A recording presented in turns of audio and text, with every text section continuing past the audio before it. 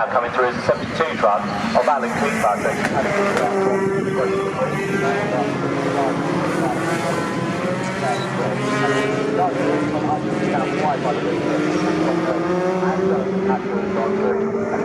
Now starting to drop down the pack after what has been a bit of a fractious first lap.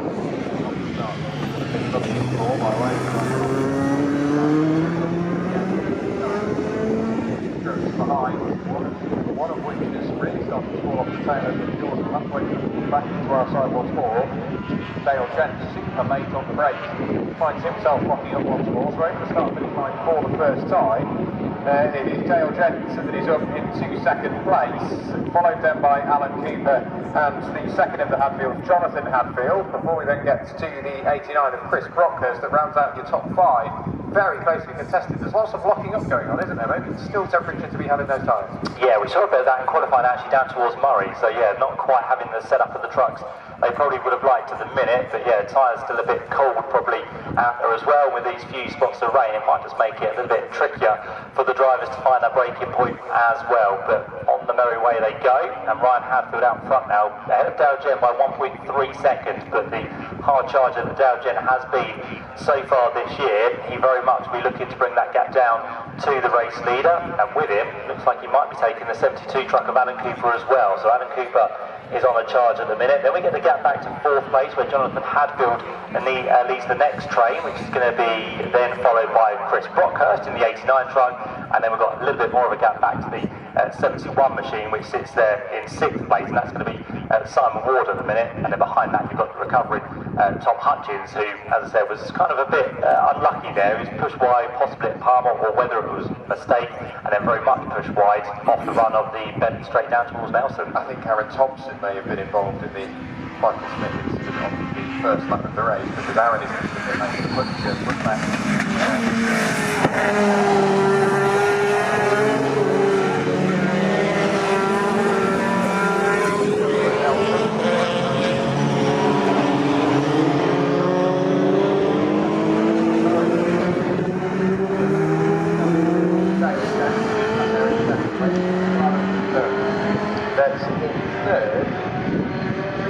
Effectively remained, I think, returning to the circuit, Aaron Thompson in front of the listeners.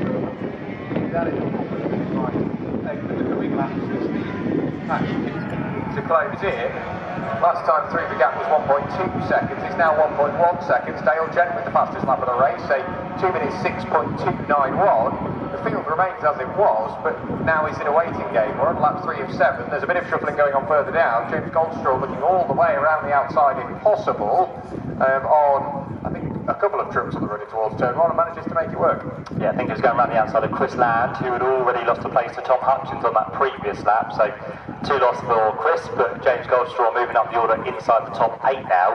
The interesting thing here is going to be if Ryan Hadfield can have Dale Gent and Alan Cooper start to battle, it might just allow him to keep this gap over a second. If Dale Gent gets a hustle on, then I think the inevitable will happen, and Dale Gent will find himself through, but Ryan Hadfield will just be praying as much as possible that Alan Cooper can get onto the tail of Dale Gent, and those two can start battling to keep the gap pretty consistent over a second as it currently stands. But for now, the gap might just be closing on the run down towards Oggies.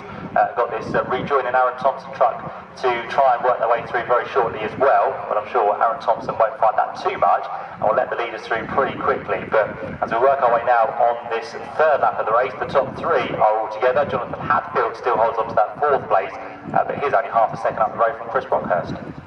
So Jonathan Hadfield could be coming under pressure from Chris Brockhurst over the next couple of laps. Alan Cooper, I would say, is closed in on the Dale Gent.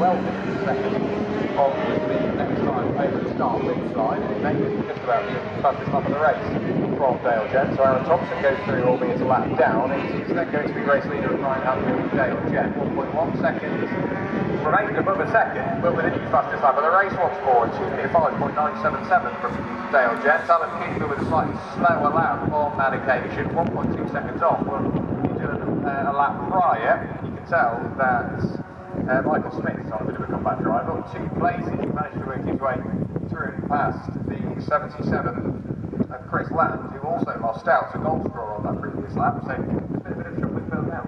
There has, but I think the alien Alan Cooper, which it now is about to be passed here because, as you said, he had a slow lap last time through and he's now almost given the 2 places up to the cars behind. So Alan Cooper hasn't really got the pace for some reason, and Chris Brockhurst is going to make it 3 wide down towards Agostini. He'll try and go to the inside line while they're battling with Jonathan Hadfield, the green pickup truck, and Alan Cooper is still trying to hold on to that place as they turn it towards Agostini.